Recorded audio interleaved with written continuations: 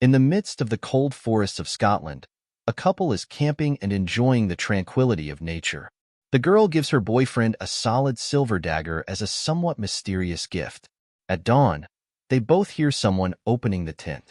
The girl is grabbed by a monstrous hand and begins to be violently shaken until she is half devoured by the creature.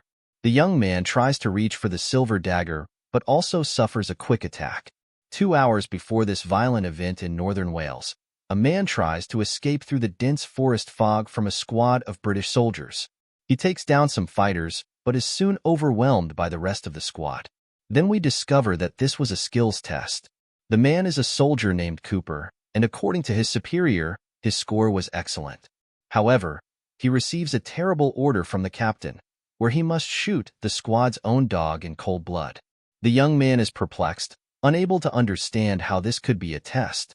Obviously, he refuses to carry out this atrocity.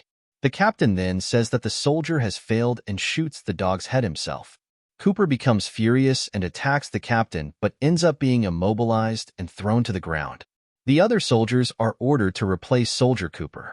Now, we move forward 4 weeks to the Scottish Highlands. A British Army team lands from a helicopter in the middle of the forest for a simulated enemy line invasion exercise. After a few hours of walking along the river, the soldiers take a break. Cooper, the soldier from before who is now part of this squad, comments to his comrades about the attack on the couple a few weeks ago. Their bodies disappeared, and the tent and personal belongings were scratched and covered in blood. According to him, several sinister cases like this happen in this region.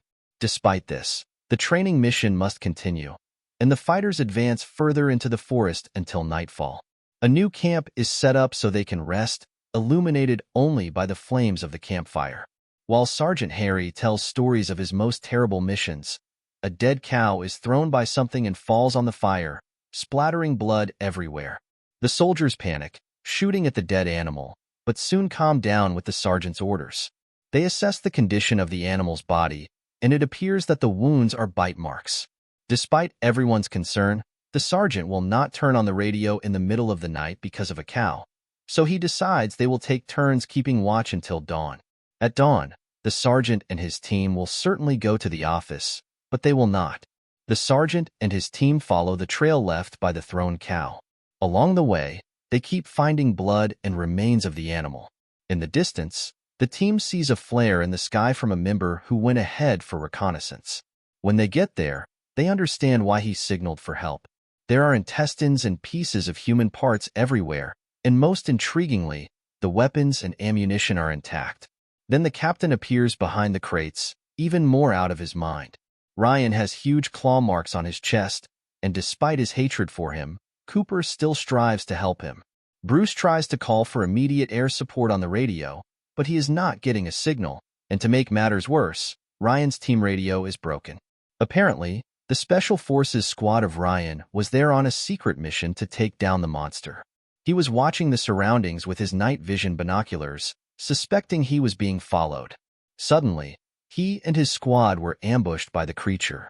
As it was already getting dark, they decide to set up a new camp.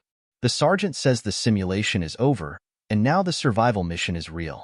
Everyone removes the yellow tips from their weapons and loads real ammunition. Ryan warns them that it will do no good.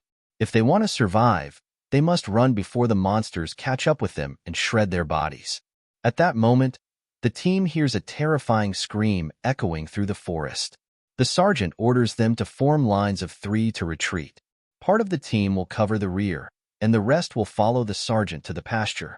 Bruce returns alone and keeps guard in the middle of the support. He hears the sound of the wind cutting through the trees. He sees something running between the trees, tries to shoot several times, but his weapon is jammed. The ammunition is stuck in the magazine. Bruce runs in desperation while the creature is on his heels. He runs at full speed through the dense forest and ends up being impaled in the chest by a sharp tree branch like a spear. Then something finishes him off and takes him away.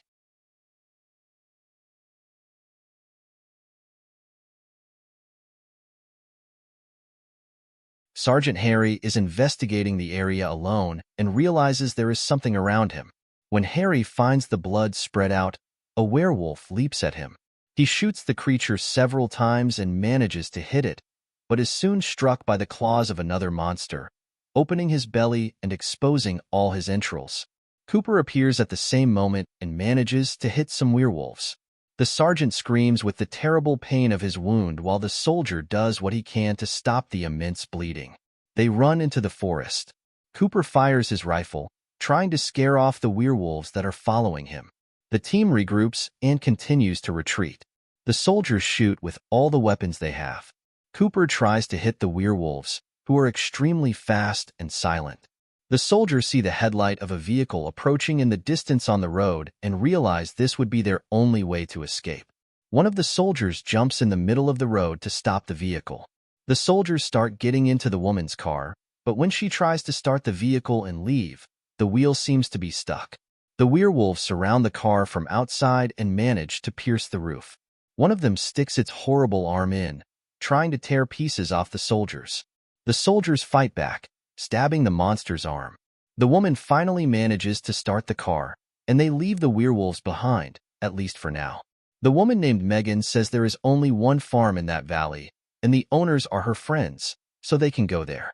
They arrive at the place under a heavy fog, and no one answers the door.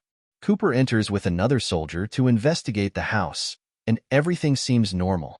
The dining table is set, and the stove is on with soup being prepared. Cooper hears a strange movement and says the stove is on. Cooper is in the bathroom, behind a door, and when he opens it, a dog scares him. Fortunately, the animal named Sun is gentle and even greets the soldier. The residents were really not there, so everyone enters and begins to organize. Cooper takes the lead since the sergeant is gravely injured and screaming in pain. The woman says there is no phone in the cabin, and the nearest town is 4 hours away. So Cooper decides they must take the car and go there to seek help.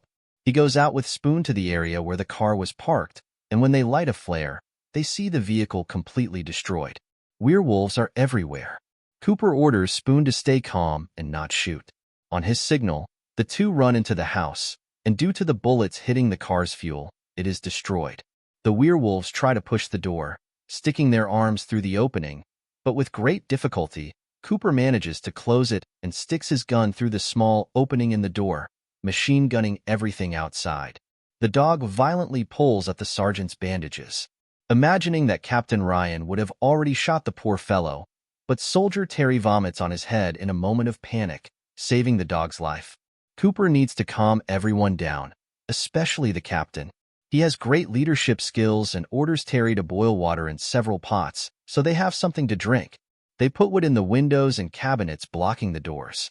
The werewolves still surround the house, running between the trees, and even though the soldiers fire bursts of bullets, it does not keep them away from the perimeter. They collect any weapons that can be used. They gather useful tools, from medieval swords to a kitchen chainsaw. With Megan's help, Cooper seals the sergeant's wounds. They then take him upstairs in the cabin and start applying some kind of glue to the cuts in his abdomen, making Harry scream in so much pain. Everyone is anguished hearing that terrible sound of suffering. The sergeant asks Cooper to knock him out because the pain is terrible. So the soldier punches the poor fellow in the head, making him pass out. They manage to finish the job. Cooper is reluctant to believe the creatures are werewolves, but Megan says she has been investigating these monsters for 2 years, and before the night ends, he will believe too. She tells all the soldiers they are facing lycanthropus, a horde of werewolves that come out to hunt during the full moon. Cooper decides to interrogate Captain Ryan, questioning what his unit was doing in that place. The captain is completely reluctant to say. However, it is very strange that they found him all injured and weak, and shortly before entering the house, he was running. Cooper wants to remove the bandages and see his wounds. Ryan pulls a gun on him, but Megan hits him with a splendid frying pan, managing to disarm him with style. When they removed the bandages, everything was healed. In other words, something strange is happening with the captain. At that moment, all the power is cut in the house as the werewolves destroyed the generators. According to Ryan, they can see in the dark, and that will be the soldiers' fear. Cooper orders everyone to stay calm. Megan will keep an eye